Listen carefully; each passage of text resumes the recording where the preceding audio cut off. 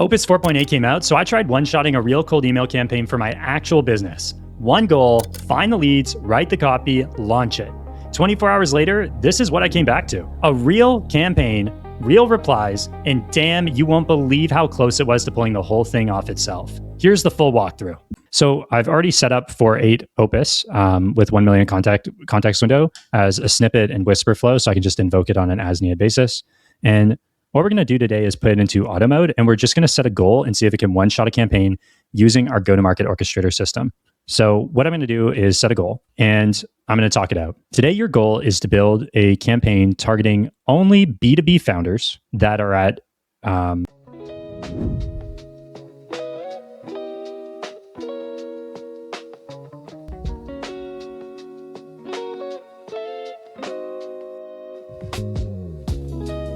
targeted on LinkedIn. So we're going to use the API CLI to check with the Harvest API, whether or not they've posted something, a comment, a like, or a post in the last week. And so that'll be our baseline. And now I'm just going to double check my goal. And I'm going to invoke a few other slash commands with slash goal. So set up the campaign so you can track it through Git and use as many subagents fanned out as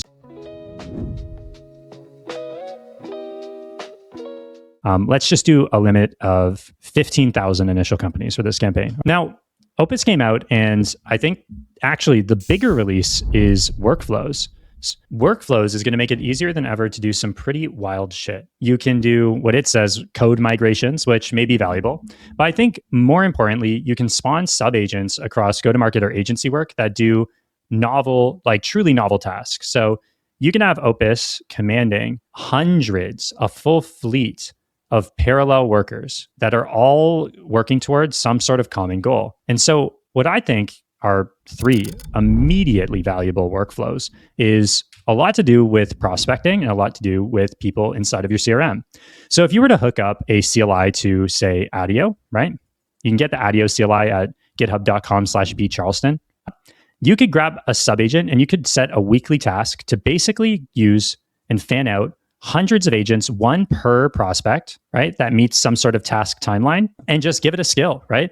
Check recent hiring, check pricing page changes, check our Firecrawl monitoring system to see if they've updated their blog, right? And you're basically just going to arm yourself with a bunch of excuses to reach out or the emails themselves. You could do the same thing with every lead that's in pipeline across your entire lead database. And you would be able to do it in a 100% bespoke and personalized way. And every rep would just be able to operate this system directly from their terminal. Now, the second thing you do is build custom lead magnets like this. Now, this is just a super simple example I threw together for a company that I think lacks any way to do an intro offer. And therefore, I think they should go for a very education-led motion and basically treat email as a private ads network if they're going to do it. They should focus on delivering the same sexy experience that they deliver with their onboarding process. So this is meant to be a bit more educational and show them how to set it up themselves, not so much promotional. So imagine subagents going and checking Asana, using Firecrawl quickly to crawl their pages and pulling in data that only someone who checked documentation would know. And then you basically did a demo of what it would be like to have your own company knowledge system that actually worked and could surface answers for you. And so picture doing that across a lead list of tens of thousands of target accounts. And it could be overwhelming and it could be quite the workflow. Or you could simply do /goal plus workflows, right? And just watch the magic happen. And this is a pretty fun one, so I'll walk you through it. Sarah's looking for something. We spotted that they're actively hiring. It goes through the workflow that they might have to do and how annoying it might be. It takes them through asking what the question might be. What's the answer, right? And so AI workflow failure escalation runbook. When this happens, do these 4 things, right? Build the structure in 60 seconds, add use cases, add renewal, add form. Shows them basically what goes into a knowledge structure. And then you can turn on your AI-powered search plus chatbot, and maybe would throw in like a little bit of extra value within the system. And beforehand, it had like a screenshot of the person that they're actively hiring for.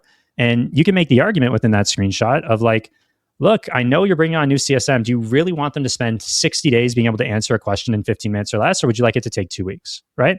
And you can arm the value proposition that way and do it at scale. Now, the third thing that I think these workflow agents are actually really, really good for is collecting information across teams and maintaining knowledge. So imagine you had a ton of different Slack channels, a ton of different call transcripts across your entire business, if you wanted to consolidate the learnings or a stand up or see where people are spending their time or where things are happening across your entire business, this is valuable from a go-to-market perspective and valuable from a sales team perspective.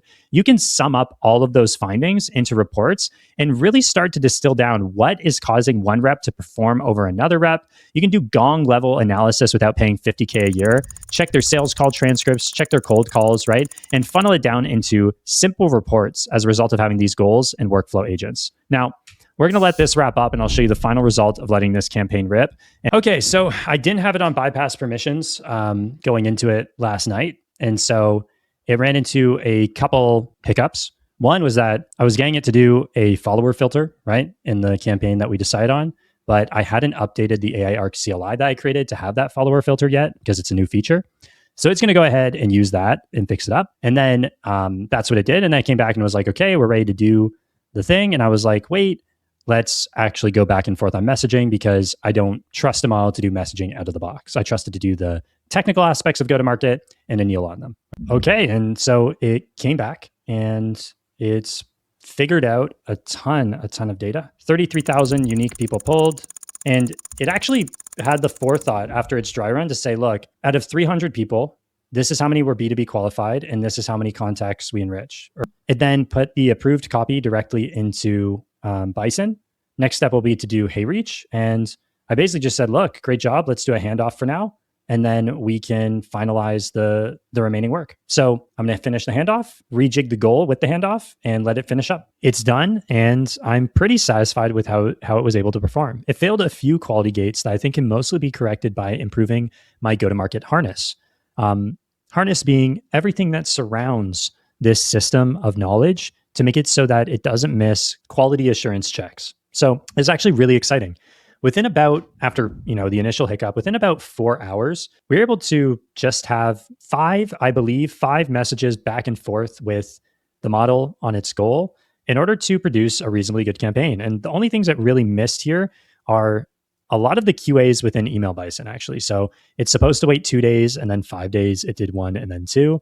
And it actually didn't end up finalizing the spin tax, even though it said it would, which is why you really do need to have agents dedicated to being spawned off of hooks, which is just things that get injected at the end of prompts and actions to make sure that, hey, this gets checked by an agent with a fresh brain that's only dedicated to checking this one thing. So it can make sure that all the checks are there. And if they aren't, it sends it back to be fixed without you in the loop, right? But we've got a campaign with 12,000 valid leads, 12,800. So it actually estimated pretty well how many valids were going to come out the other end.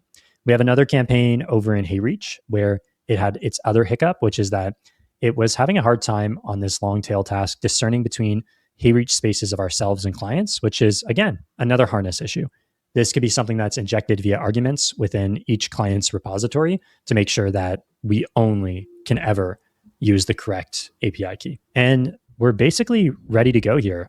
But the promising thing here is that you can basically give an okay brief of what to do with the campaign and then just kick off a goal. With the right QA in place at each of these checkpoints, with labels per checkpoint and the right agents in place, I think we're very, very close. And in the next 2 weeks, I think I'll be launching a video of me showing you guys the entire process step by step by step, so you can see how to build the right harness around knowledge work and really get these agents to do 4, 5, 6 hour tasks really, really well. Because this is a campaign I expect to get probably one lead over every 300 emails. But yeah, Opus 4.8, make sure you try it out. I think you can do similar things with Codex, and make sure you try out the workflows aspect as well. I'm going to kick off this campaign. Coming back a day later, let's just quickly look at the performance. Already what we're seeing is a pretty reasonable kind of initial interest rate after really just 24 hours of sending, because the sending started on June 1st and then it's carried into today. And this started at like 4 p.m. yesterday. So far, no leaders across initial first steps. And we haven't even gone to step 2 or step 3. So early stage, could be seeing roughly 1 engaged lead per 300 or less contacts, which is perfect. Scalable. And I'll just throw Opus at reviewing this in about 3 days and then scaling it out as hard as we can, depending on what the meeting book rate comes back as. Pretty cool and pretty easy. Would definitely recommend building out your go-to-market harness. And I'll do a future video where I showcase our go-to-market harness and all the upgrades that we did based on this more or less human-driven run.